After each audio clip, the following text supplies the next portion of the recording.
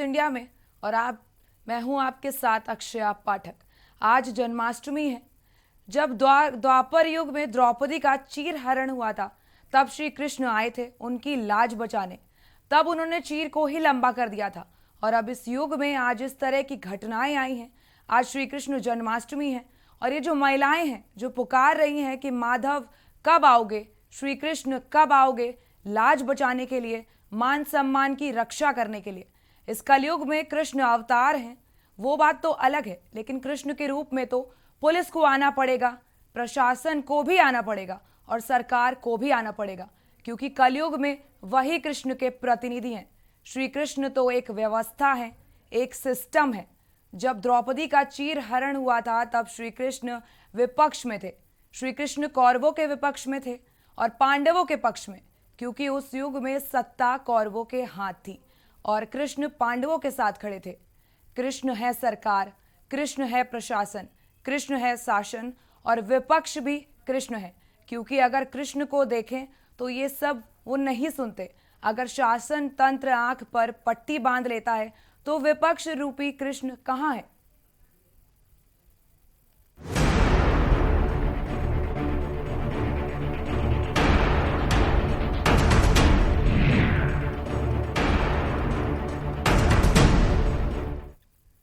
कृष्ण विपक्ष का प्रतीक है और कौरवों के वो खिलाफ थे।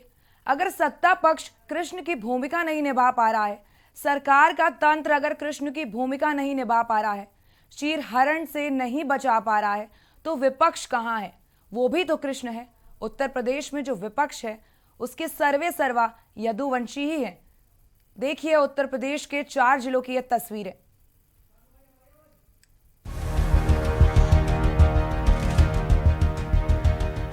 पहली तस्वीर रायबरेली से है, जहां शादी की खबर से क्षुब्ध एक प्रेमी ने अपनी प्रेमिका पर उस समय तेजाब से हमला कर दिया जब वह अपने घर के बाहर चारपाई पर सो रही थी। एसिड पड़ते ही चारपाई पर सो रहे नाबालिग भाई बहन की चीख पुकार सुनकर परिजन और ग्रामीण मौके पर इकट्ठा हो गए। सूचना पर पुलिस अधीक्षक श्लोक कुमार सहित भारी संख्या में पुलिस बल मौके पर पहुंच गया और जांच पड़ताल में जुट गया। वहीं दोनों भाई बहन की हालत गंभीर होने पर लखनऊ मेडिकल कॉलेज रेफर कर दिया गया। मामला महाराजगंज थाना क्षेत्र के पूरे सुखा गांव का है। जिले की बात करें तो रायबरेली जिलों में इन दिनों अपराध का ग्राफ इतना बढ़ गया है कि आए दिन हत्याएं, चोरी, लूट जैसी कारनामे होते रहते हैं। आज फिर एक ताजा मामला सामने आया है। रायबरेली से महाराजगंज कोतवाली क्षेत्र का है, जहां सिकंदरपुर गांव में 2 मासूम नाबालिग घर के बाहर सोए हुए थे, जहां पर एक देर रात अज्ञात व्यक्ति द्वारा उन दोनों पर एसिड अटैक कर दिया गया, जिसके बाद बच्चों की चीख पुकार सुनकर परिजन मौके पर पहुंचे और तत्काल इसकी सूचना पुलिस को दी। मौके पर भारी पुलिस के साथ पुलिस अधीक्षक मौके पर पहुंचे और जांच पड़ताल शुरू की। मौके से ही वहां एक बबलू लोधी को हिरासत में लिया गया, जिससे पूछताछ की गई। मामला प्रकाश में आया कि उस युवती से और उस बबलू लोधी की बातचीत हुआ करती थी। युवती की शादी कहीं अन्य जगह तय हो गई, जिससे वो क्षुब्ध हुआ और रात में उस युवती के ऊपर एसिड अटैक कर दिया। लेकिन उसे यह नहीं मालूम था कि उसी के बगल में उसका 12 साल का भाई भी लेटा हुआ था। उस एसिड अटैक से दोनों गंभीर रूप से घायल हो गए और मौके पर पहुंची पुलिस ने तत्काल इन दोनों को जिला अस्पताल पहुंचाया, जहां पर प्राथमिक उपचार करने के बाद हालत को गंभीर देखते हुए लखनऊ रेफर कर दिया गया, जहां उनका इलाज चल रहा है। 1:29 उस थप्पड़ के आवाज निकाल दिया, हर बगल में कोशिश किया कोई है। उसके बाद आया, मैं 3-4 बार पानी पीकर लेट गया। उसके 10 मिनट मैंने 1:35 में किसी ने तेजाब का बोतल खोल दिया मच्छरदानी के ऊपर। बच्चे हमारे चिल्लाने लगे। एक व्यक्ति ने एसिड फेंक दिया है। इस संबंध में वादी के तहरीर पर थाना महाराजगंज पर सुसंगत धाराओं में मुकदमा पंजीकृत किया गया तथा नामजद अभियुक्त बबलू लोधी को हिरासत में लेकर पूछताछ किया जा रहा है। पूछताछ में अब तक यह बात प्रकाश में आई है कि वादी की पुत्री और बबलू लोध के बीच में बातचीत हुआ करती थी और पिछले कुछ दिनों से वादी की पुत्री की शादी की बात कहीं चल रही थी, जिसके संबंध में बबलू लोध द्वारा विरोध प्रकट किया गया था और वादी को जान से मारने की धमकी भी दी गई थी।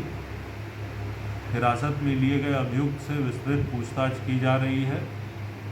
दोनों भाई बहन को बेहतर उपचार के लिए लखनऊ रेफर कर दिया गया है तथा अग्रिम विधिक कार्रवाई की जा रही है। दूसरी तस्वीर बुलंदशहर से है, जहां अहमदगढ़ के गांव असरौली में मानवता को शर्मसार करते हुए ग्रामीणों ने सारी हदें पार कर दी। आराम कर रहा हो आपको यानी मेरा जीना आराम मेरा यानी कौन कहां जाएंगे वाला का नो पेता है वाला का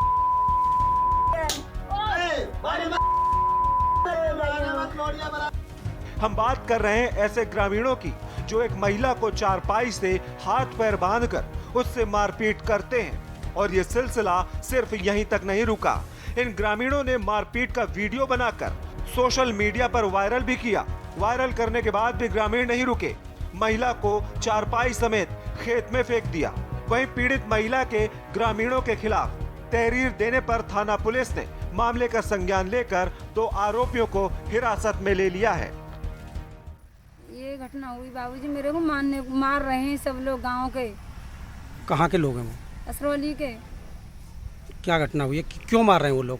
ये लोग नो मार रहे हैं, चंदा जोड़ते हैं पैसे को, चंदे जोड़ करके नो कहते हैं मुझे को पैसे दो। हम थाना अहमदगढ़ का एक प्रकरण आया है। अब दलित शब्द का यहाँ प्रयोग अनुचित है क्योंकि ये विशुद्ध रूप से पारिवारिक विवाद का मामला है। नरेश नाम का व्यक्ति है जो अनुसूचित जाति का है। उसकी पत्नी जो लगभग 37 साल की है, जिसके 7 बच्चे हैं, जिसमें 4 बेटियां और 3 बेटे हैं। महिला मानसिक रूप से थोड़ा सा कमज़ोर है। बात बात पे घर वालों को, पड़ोसियों को गाली देती है। किसी बात पे पति पत्नी में झगड़ा होने के बाद ये तेज़ी के साथ भाग रही थी, तो इसके परिवार वालों ने, पड़ोसियों ने मिल करके इसको पकड़ा और इसे चारपाई पर बांध करके वापस घर ले आए। तीसरी तस्वीर प्रयागराज से है, जहां कोरांव के घेसकाही में बहु बेटियां दहेज दानों की यातनाओं का लगातार शिकार हो रही हैं। दहेज न दिए जाने पर विवाहिता की बेरहमी से पिटाई की जा रही है, तो कहीं विवाहिता का गला घोंटकर उसको मौत की नींद सुला दिया जाता है। यहाँ तक कि कोरांव के घेसकाही के दहेज दानवों ने मिट्टी का तेल डालकर पीड़िता को जलाने की कोशिश तक की।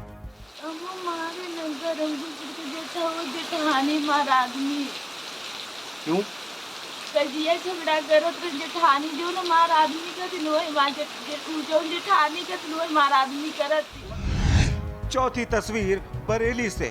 बहेड़ी के ट्यूली गांव में दबंगों की दबंगई कुछ इस कदर सामने आई है, जहां मकान बनाते समय महिलाओं ने सिर्फ अपनी बुनियाद भरी ईंटों को उखाड़कर फेंकने का विरोध किया, तो दबंगों ने महिलाओं के साथ मारपीट शुरू कर दी और मामला इस हद तक बढ़ गया कि दबंगों ने महिलाओं की चोटी पकड़कर खूब पीटा, जिसका वीडियो सोशल मीडिया पर वायरल हो गया। स्पेशल डेस्क के न्यूज़ इंडिया।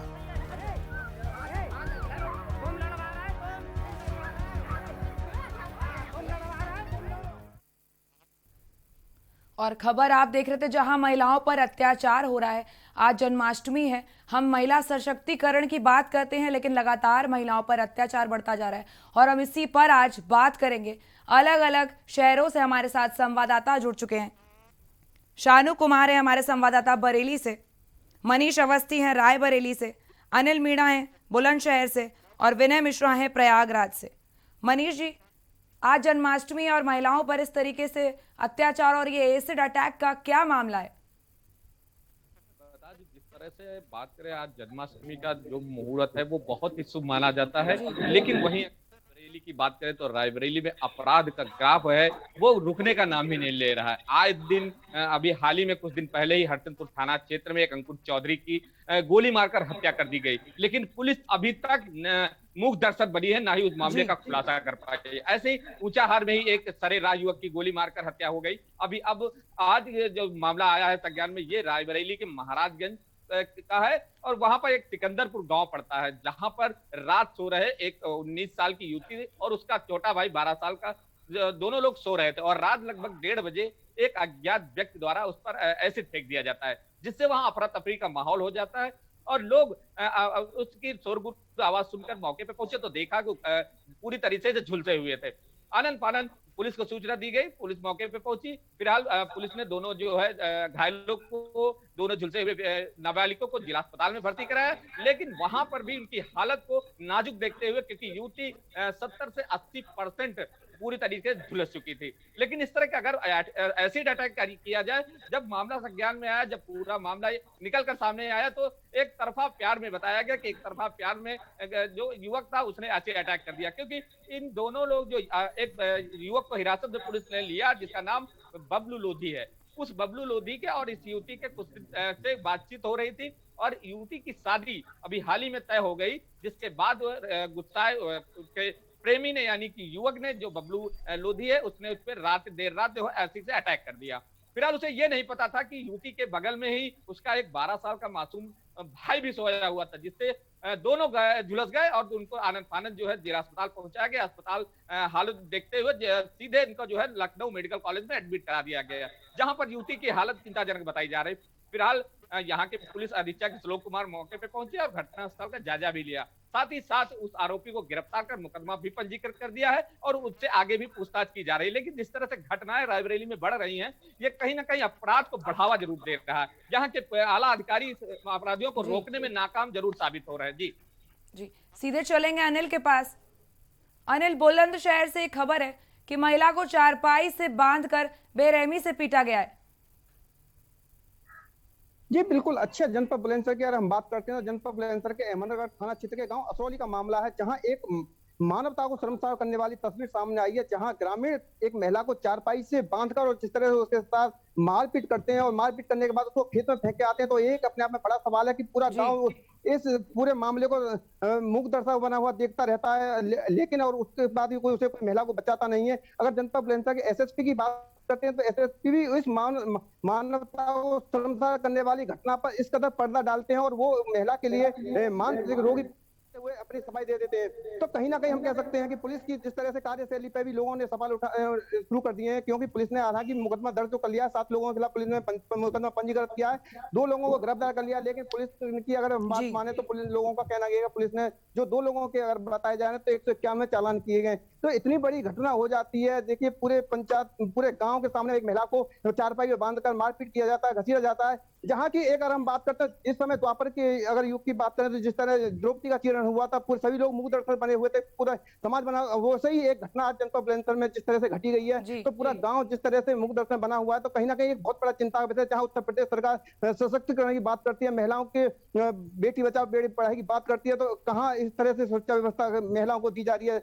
तो इस तरह से जिस तरह से एक समाज में महिला के लिए चारपाई में बांध के मारपीट की घटना सामने आती है, उसकी वीडियो बनाकर वही लोग वायरल कर देते हैं सोशल मीडिया पर, और सोशल मीडिया पर वायरल होने के बाद पुलिस उस पर संज्ञान लेती है जब कार्रवाई होती है। आखिरकार हम यहाँ पुलिस पर एक सवाल खड़ा ये होता है कि पुलिस आखिरकार पहले से कार्रवाई क्यों नहीं करती है। जब महिला से हमारी बात हुई तो महिला का कहना यह है कि पहले भी हमने तहरीर दी थी, लेकिन पहले तहरीर देने के बाद जब कोई कार्रवाई नहीं हुई उसके बाद पुलिस कार्रवाई करती है। तो ये एक अपने आप में कहीं ना कहीं सवाल खड़ा करता है कि पुलिस आखिरकार वीडियो वायरल होने के बाद और कहीं ना कहीं उसके बाद कार्रवाई करती है, 2 लोगों को हिरासत में लेती है। अनिल, तस्वीरें साफ जाया कर रही है कि महिला को चारपाई से बांधकर खेतों में फेंका जा रहा था, जबकि उनके घर वालों का कहना है कि महिला का दिमागी संतुलन ठीक नहीं है और वो चारपाई से उसको बांधकर घर वापस ला रहे थे।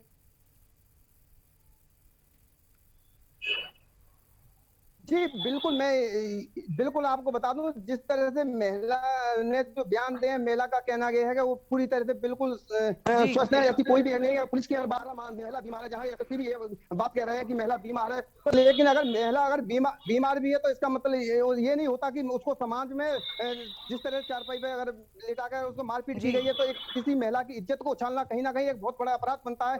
जिस तरह से अगर ये बात करें तो कहीं ना कहीं पुलिस का भी सवाल इंसान है कि इतनी बड़ी घटना होने के बाद महिला को जिस तरह से चारपाई पे लेके जाते हैं लोग। आज अगर हम बात करें उत्तर प्रदेश सरकार जहां महिलाओं को सुरक्षा की लगातार बात कर रही है कि महिलाओं के लिए बेटी पढ़ाओ बेटी सशक्तिकरण की बात करें, मिशन शक्ति की बात करती है, लगातार बीजेपी के नेता और पुलिस द्वारा जनपद बुलंदशहर डीएम रहते भी लगातार महिला सशक्तिकरण के लगातार कार्यक्रम कराने के, उसके बाद भी महिलाओं पर अपराध हो रहे हैं, तो कहीं ना कहीं एक अपने आप में बड़ा चिंता का सवाल है। लेकिन उसके बाद भी अगर हम बात करें तो पुलिस ने मुकदमा तो पंजीकृत कर लिया 7 लोगों के खिलाफ, लेकिन जबकि उस वीडियो में साफ करीब 85 लोग दिखाई दे रहे हैं अब आखिरकार सभी लोगों के खिलाफ मुकदमा क्यों नहीं ठीक बात है अनिल जी, वीडियो सभी ने देखा है किस तरीके से महिला के साथ अत्याचार किया गया है। विनय से हम बात करेंगे, प्रयागराज से विनय खबर है जहां दहेज के दानव का एक कारनामा सामने आया है। जी, अगर हम प्रयागराज की बात करें तो यहाँ कोराव थाना क्षेत्र के घेसकाही गांव का ये मामला है, जहां की ससुरालियों ने पीड़िता को जो है एक जानवरों जैसा बर्ताव किया, उसके साथ मारपीट किया है। जहां लगातार बेटियों की सुरक्षा के लिए मिशन शक्ति या तमाम तरह की योजनाएं चला रही है, नारियों का सम्मान कर रही है, वहीं पर जो है दहेज दानवों के द्वारा सोने की जंजीर व गाड़ी के लिए जो है उनको प्रताड़ित किया जा रहा है और उन्हें मिट्टी का तेल डालकर चलाने की भी कोशिश की गई है। अभी पिता से बात की गई तो उन्होंने बताया कि थाने पे हमने इसके लिए तहरीर दिया है, लेकिन अभी तक इस मामले पुलिस ने कोई कार्रवाई नहीं की है और न ही पुलिस हमारे पास अभी का कोई संपर्क नहीं। जी, महिला ने ससुराल वालों पर आरोप लगाया है दहेज उत्पीड़न का, अभी तक पति का बयान सामने नहीं आया, वो कहां पर है? जी, उसमें जो है उस मारपीट में पति, ननद और जेठ और ससुर और जेठानी ये सब मिल के जो है इनसे इस तरीके का बर्ताव करते हैं। और वायरल वीडियो में हमने जो है देखा कि वो महिला के शरीर पे काफी चोट है जो कर रही है और वो बता रही है कि वो है उनके ऊपर मिट्टी का तेल भी डाला गया था। उन्होंने ये भी कहा कि अगर समय रहते हुए कार्रवाई नहीं की गई तो कभी भी मेरी हत्या की जा सकती है। जी, और प्रशासन अब इस पर क्या कार्रवाई कर रही है, अब तक क्या अपडेट आया है? जी, अभी तक प्रशासन द्वारा जो है इनकी तहरीर थाने तक पहुंच चुकी है। मैंने जो है थाने पे इनकी तहरीर दे चुकी है, लेकिन अभी तक पुलिस द्वारा कोई कार्रवाई नहीं की गई है। जी, सीधा चलेंगे शानू के पास जहां बरेली से एक खबर है कि महिलाओं को चोटी पकड़कर दबंगों ने उनके साथ मारपिटाई करी है।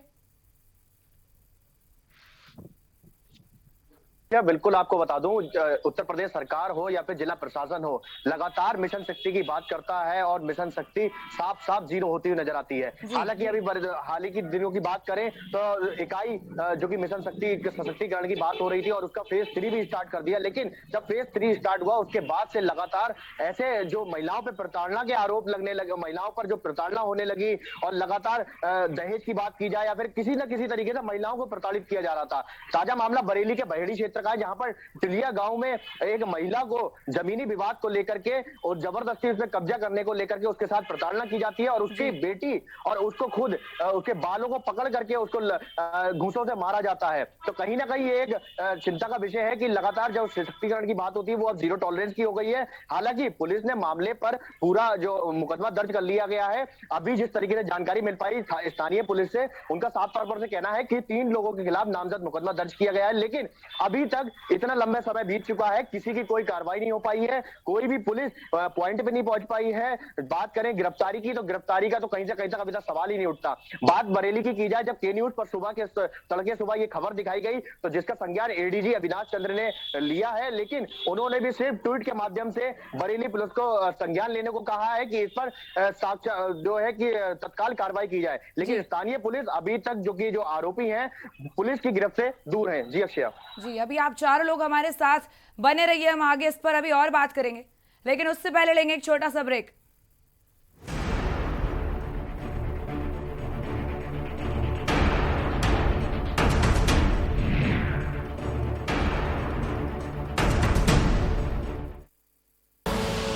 आप देख रहे हैं के न्यूज, खबरों का सारथी। उत्तराखंड में सिंचाई की आधुनिक तकनीकी ने किसानों के तरक्की के द्वार खोल दिए हैं।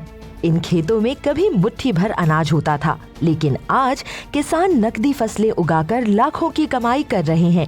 इससे सरकार का किसानों की आय दोगुना करने का संकल्प हो रहा है पूरा।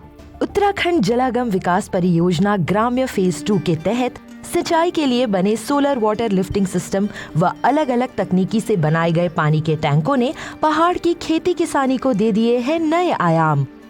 सिंचाई होने से बंजर पड़े खेतों पर भी नकदी फसलों का होने लगा है उत्पादन। उत्तराखंड सरकार की इस अनूठी पहल से किसान बेहद खुश हैं। हमारे गांव में जलागम विभाग के माध्यम से सोलर लिफ्टिंग पंपिंग योजना शुरू की गई। इस परियोजना से हमें बहुत बड़ा फायदा मिला, जो कि ज़मीन हमारी आज तक मतलब कुछ ऐसे बिना सिंचाई से हमारा जिन खेतों पे कुछ नहीं होता था, आज वहाँ पर नकदी फसलें बहुत अच्छी हो रही है और बहुत अच्छा दाम कमाया, पूरे गांव वालों को बहुत बड़ा फायदा मिला। उत्तराखंड में अब तक 24 सोलर वाटर लिफ्टिंग सिस्टम, 10,773 वर्षा जल संग्रहण टैंक, 1431 सिंचाई टैंक, 246 सिंचाई गूल, 437 सिंचाई पाइपलाइन व 127 जियो लाइन टैंक बनाए गए हैं।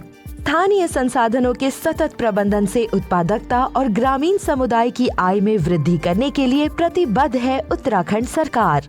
प्रगट कृपाला दीन दयाला कौसल्या हितकारी, हर्षित महतारी मुनि मनहारी, अद्भुत रूप विचारी। आप देख रहे हैं के न्यूज, खबरों का सारथी।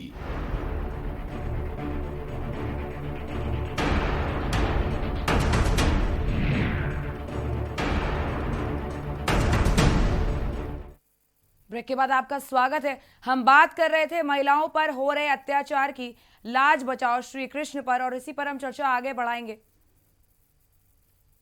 शानू, वहां पर जो घटना हुई है, जो दबंगों ने महिला के साथ मारपीट करी है, दबंगों पर अब क्या कार्रवाई कर रही है सरकार?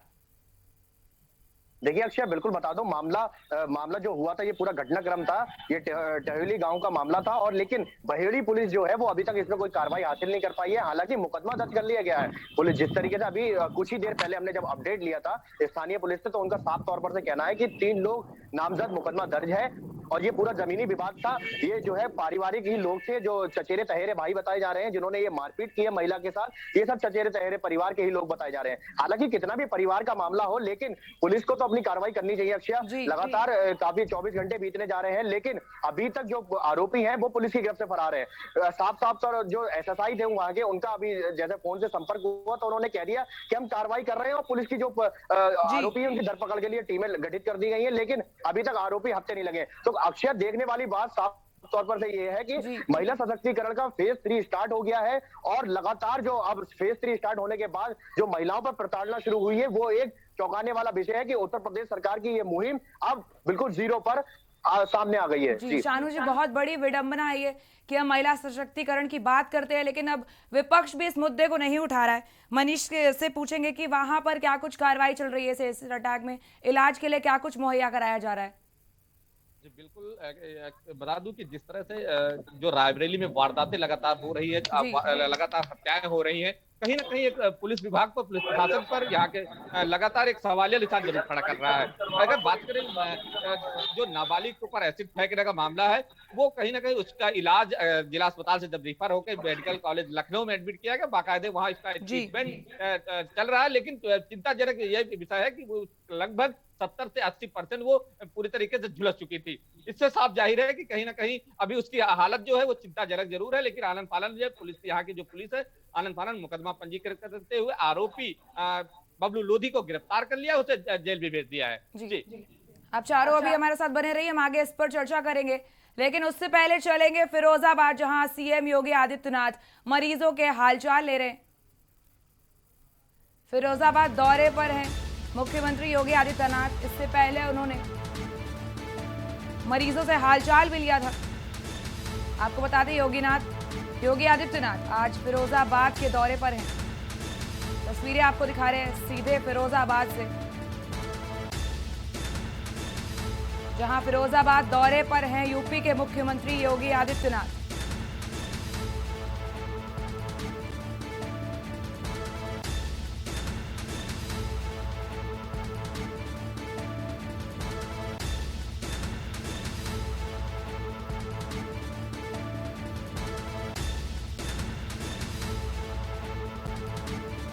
तस्वीरें आपको दिखा रहे हैं फिरोजाबाद से, जहां दौरे पर हैं योगी आदित्यनाथ, जहां वो लोगों से मुलाकात करके उनके हालचाल ले रहे हैं। इससे पहले उन्होंने मरीजों के हालचाल भी लिए थे। फिरोजाबाद से आपको तस्वीरें दिखा रहे हैं।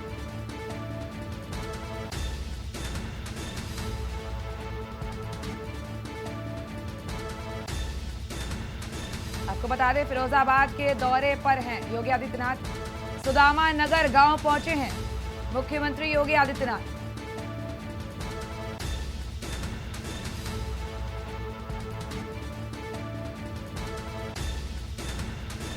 तस्वीरें आपको दिखा रहे हैं, जहां सुदामा नगर पहुंचे हैं सीएम योगी आदित्यनाथ।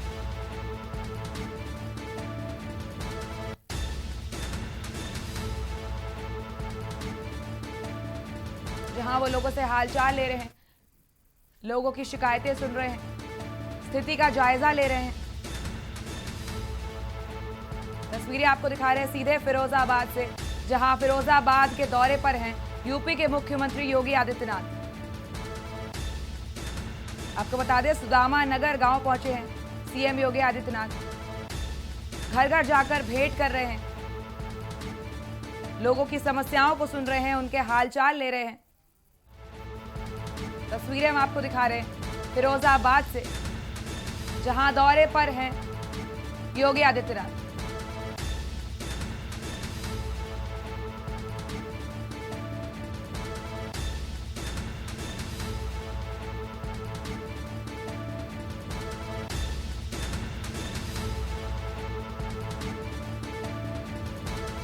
तस्वीरें आपको दिखा रहे हैं, जहां योगी आदित्यनाथ ने फिरोजाबाद का दौरा किया है। फिरोजाबाद के सुदामा नगर गांव पहुंचे हैं योगी आदित्यनाथ। सीधे तस्वीरें हम आपको फिरोजाबाद से दिखा रहे हैं। डेंगू परिवार पीड़ितों के परिजनों से मिल रहे हैं योगी आदित्यनाथ।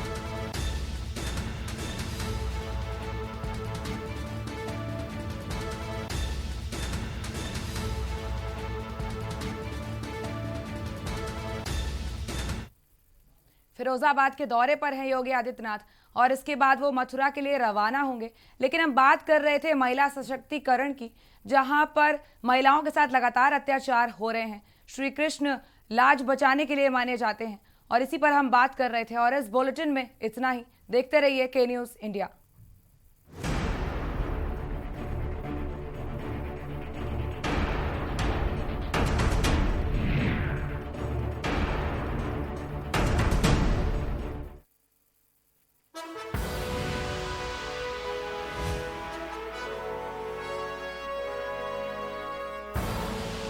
आप देख रहे हैं के न्यूज़, खबरों का सारथी।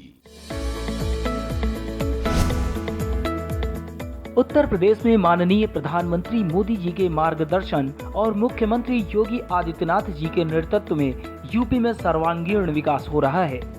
अपने नेक इरादे से यूपी सरकार ने वो सब कर दिखाया जो बीते कई दशकों में नहीं हो पाया।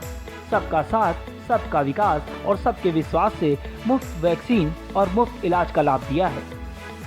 प्रधानमंत्री आवास योजना से 40 लाख से अधिक आवासों का निर्माण कर बेघरों को घर दिया।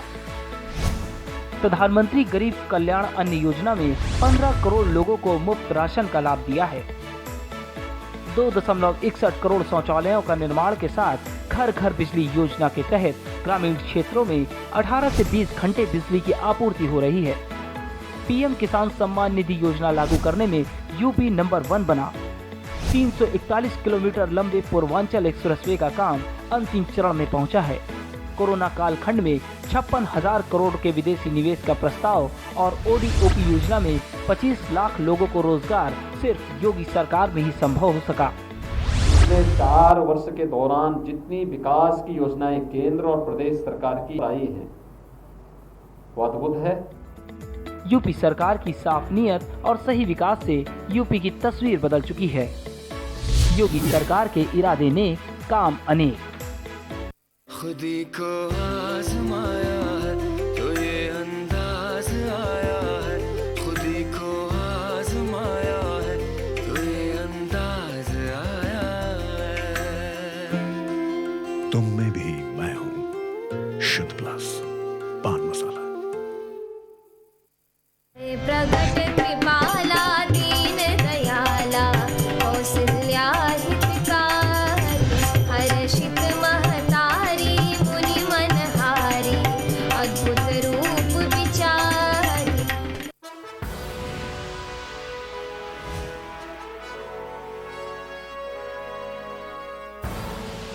आप देख रहे हैं के न्यूज़, खबरों का सारथी। देश भर में श्री कृष्ण जन्माष्टमी की धूम। पीएम, राष्ट्रपति सहित कई नेताओं ने दी शुभकामनाएं। सीएम योगी मथुरा जन्मोत्सव में होंगे शामिल। लखनऊ में सचिवालय में निजी सचिव ने खुद को मारी गोली। रजनीश दुबे ने निजी सचिव ने बापू भवन 8वें फ्लोर की ये घटना है। 50% कैपेसिटी के साथ खुलेंगे स्कूल कॉलेज। दिल्ली सरकार ने जारी की एसओपी। 1 सितंबर से 9वीं से 12वीं तक की कक्षाएं शुरू। चंडीगढ़ में आज हरियाणा के सीएम खट्टर की प्रेस कॉन्फ्रेंस। अपनी सरकार के 2500 दिनों की गिनाएंगे उपलब्धियां। आरजेडी में भाइयों के बीच अब पोस्टर वॉर। पटना में जन्माष्टमी पर तेज प्रताप ने जगह जगह लगवाए पोस्टर। लालू राबड़ी को मिली जगह तेजस्वी नदारद। नाराज राकेश टिकैत का बड़ा बयान। नक्सल क्षेत्र में भेजे जाएं किसानों, उससे बदसलूकी करने वाले आईएएस अधिकारी। आप